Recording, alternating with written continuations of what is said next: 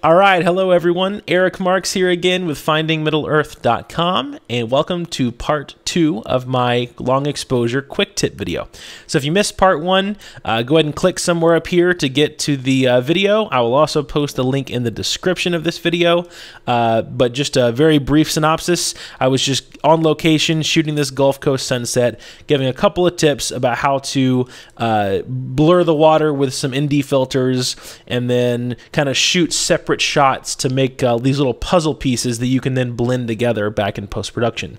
So now that we're on part 2 of the video, I'm going to show you how to kind of assemble those puzzle pieces and make a really nice exposure blend. Now, I'm not going to go real slow and take my time and explain every little step, because I did that in a 10-hour video course already.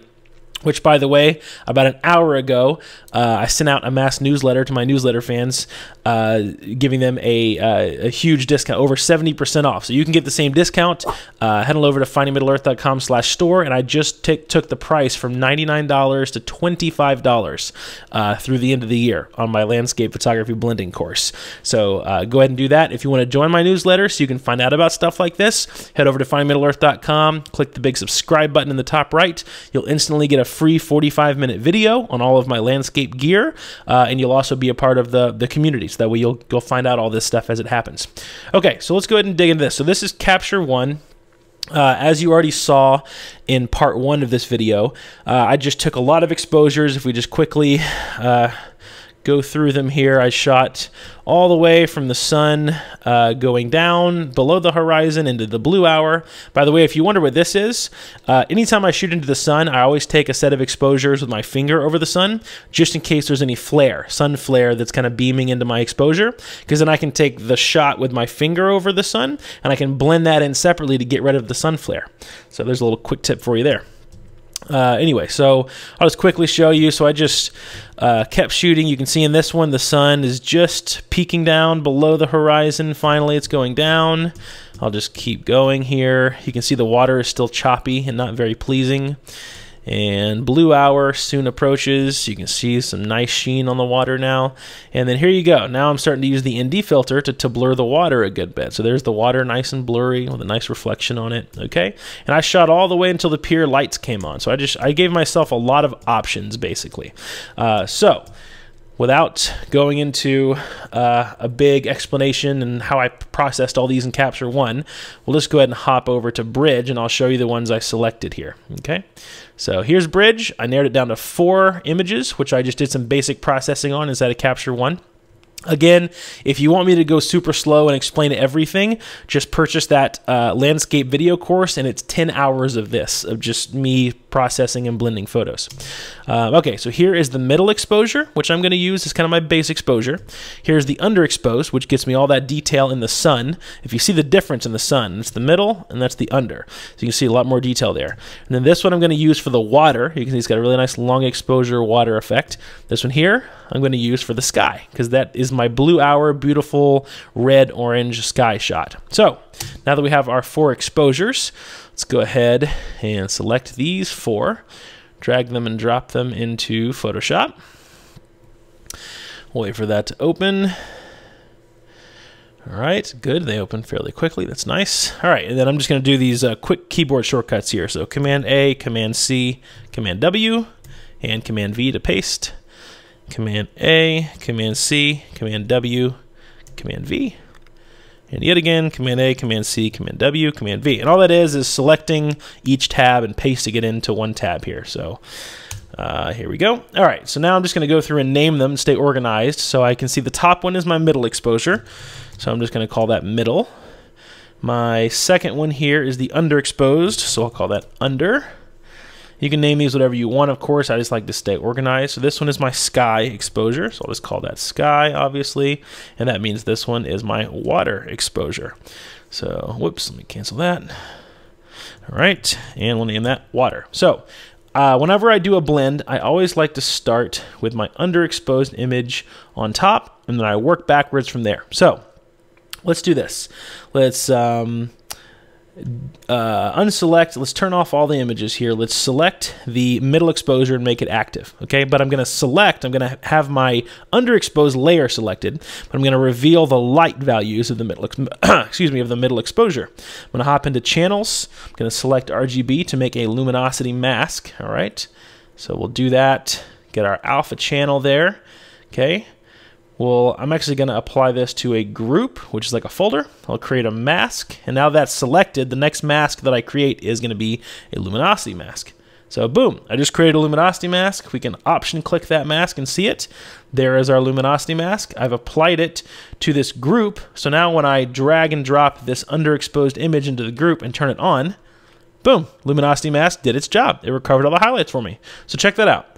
Off and on, off and on. There you go. That is the beauty of a luminosity mask. And I go into some really advanced ways to use luminosity masks to target for color and for sharpening, noise reduction, all that kind of stuff. So again, that's all on that course. The link is in the description, or just head over to findmiddleearth.com/store. And again, I took it from $99 to $25 through the end of the year. So it goes through all this stuff.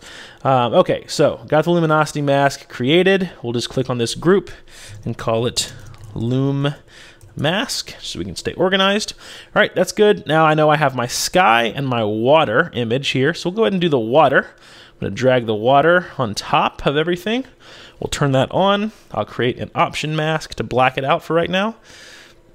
I'm going to go over here to my gradient tool, all right, and make sure you're going from white to black over here with whatever way you want to draw this thing. White is active and black is not active.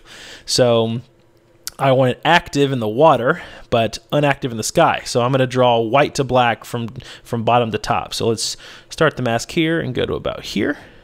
All right, so look at that. There's our long exposure water, which is really nice.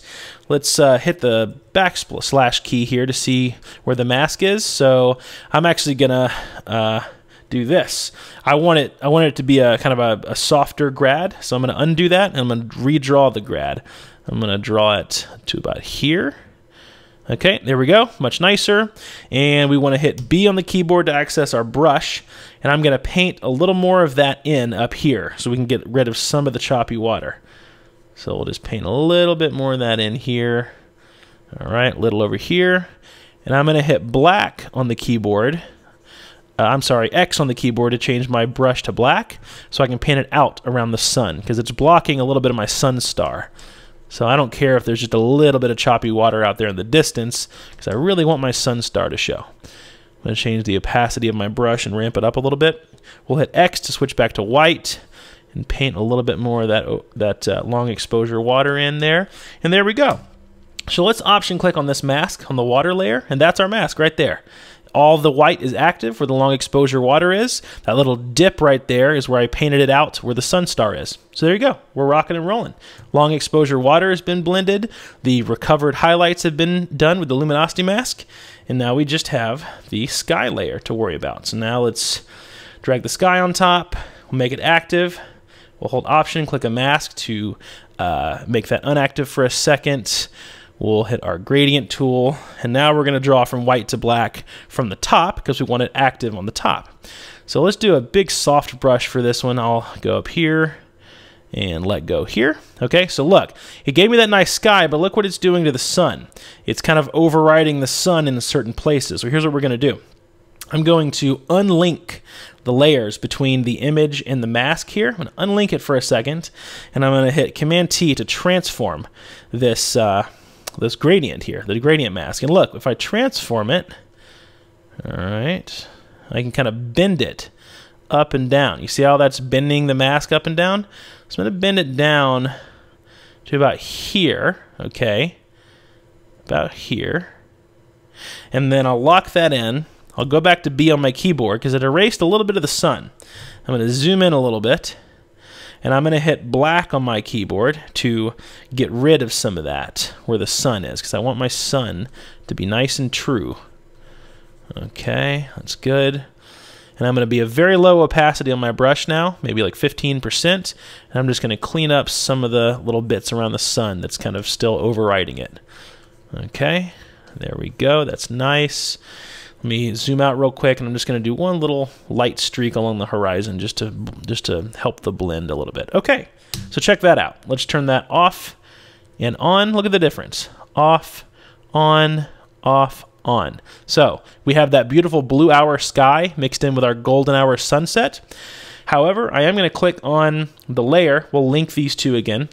I'm going to hit Shift-Command-A to open up just the sky layer inside of Camera Raw. I'm going to warm it up a little bit because I do, we have to remember that the sun star was shot at golden hour, so everything was a bit warmer. I don't want it to be too fake here. We don't want anyone to be able to, see what we're doing. We want these blends to be very seamless. So there you go. Much better, much better. Now it's a little warmer. The sky's not so blue. It works a little better. And again, keep in mind, this isn't like a composite image. This isn't like faking, adding fake clouds and fake. So this is all the actual location. This is what the location was revealing that night. These images were only taken 20 to 30 minutes apart, and we're just going through and making the exposure blend. Okay, so now that we have the sky, the water, the luminosity mask, everything done, let's look at a quick before and after. So here's what we started with here, the middle exposure. We built that up to the luminosity mask to get the highlights. Then we blended in the water and then our sky. Now look how beautiful that is. So I'm going to go ahead and shift select all these, hit Command G to put everything into a group, and I will just name it HDR Blend. Just keep organized here. So there's our blend. All right. Let's just do some. I'm not going to do a bunch of processing, but I'll just show you, some basic stuff to just go ahead and kind of finish this up. We're not going to do the whole thing, sharpening and noise reduction and all that. But let's do Shift Command Option E, which makes like an everything layer out of everything that's been done so far. And I'll hit Shift Command A to open everything up in Camera Raw. All right. And we'll go to the effects module. We'll crank some dehaze in there. Let's go back over here. We'll make the temperature just a little warmer. Bring in some pinks. All right, we're going to bump the exposure a bit, actually. We're going to take the highlights down. We're going to minus the clarity. Add a little bit of vibrance. It doesn't need much. It doesn't need much at all because the colors were very authentic and really nice that night. We'll do that. Add a little bit of contrast. Bump the shadows. Bump the whites. Okay, good. Let me see the highlight warning and see what's clipping. It's just the sun. That's fine. We'll back off just a little bit. Okay. And then we'll go ahead and lock that in and click OK. All right. And let's do a before and after. So there's the flat blend right there. There's the after. We ran it through Camera Raw. And then after this, I would typically, so my workflow, which I'm not going to go through all that. Again, if you want to see that, purchase the course. But I would typically go into Filter. And then I would use the Nik Collection Color Effects Pro, and then I would go into On 1 and use On 1 Effects 2018, and I would finish everything in Nik Collection with Output Sharpener. And then after that, I would call it a day. I would also do some dodging and burning, which I'll show you that real quick. If we Option and click a new layer, we'll just call it D&B for dodge and burn. You want to take the mode to overlay and fill with neutral gray 50%. And basically what you've just done is, if you hit B on your keyboard to access the brush, now whenever you paint with white, you're dodging, and whenever you paint with black, you're burning. So let's do our super low opacity, like 16, and I'll show you what I mean. So let's dodge a little bit of this light and just enhance it. You see how it's making it just a little brighter, but it's very subtle? It's super nice. We're just enhancing that nice reflection, that sheen on the water. All right, we'll make a big softer brush there and kind of direct that light. Make a smaller brush and we'll kind of draw along the wave. Just that little bit of the wave there on the shore. Make a big soft brush, kind of just help kiss some of that light that's in the sand. Okay, and then we'll hit X on the keyboard to do some burning. And burning needs to be done in some of the shadow areas. So we'll burn under this wave here. Okay, keep doing that. We'll just make some of the little parts under the waves, which are right next to those little white foamy caps. We'll make those nice and contrasty and a little darker. Okay, we'll do that to some of these too. Some of these out here. All right. Good. All right. And then what we do, I never blend in 100% of the dodge and burn layer. I'll always take it down. Okay, just to make everything, very natural. And then look at this, before and after, before and after. We'll back it off just a little bit more on the opacity. Before after. There you go. It's just a super subtle enhancement, but it makes for a really beautiful photo. So there you go. This is basically done, other than, like I said, a few little things that I do inside of On1 effects, and then doing my final sharpening and noise reduction. And then, of course, I'm sure I need to go through and do some sensor dust spot removal. But there you go. Just a basic blend with a luminosity mask. We blended in our sky and my water. And if you can start shifting the way you think to where you're thinking like this in the field, to where you can kind of pick out the scene in little puzzle pieces, you'll really help yourself out inside of post-production, because I gave myself everything I needed in post-production. I shot myself a long exposure for the water, I shot myself a blue hour shot for the sky, and I shot golden hour for that sun star effect. So I gave myself all the components to have this beautiful blend, and now it's a wonderful photo. I'm probably going to order a print of it and hang it in my office. So there you go. Hope you guys enjoyed this video. If you have any questions, leave them in the comments as always. Remember, I just put the landscape photography blending course on sale from $99 to $25. Other than that, I hope you guys have a very Merry Christmas, and I'll see you guys in the next one. If you enjoyed this video, please consider subscribing to my channel. And if you would like to find out more about me and how you can improve your photography, please check out my premium tutorials at findingmiddleearth.com/store.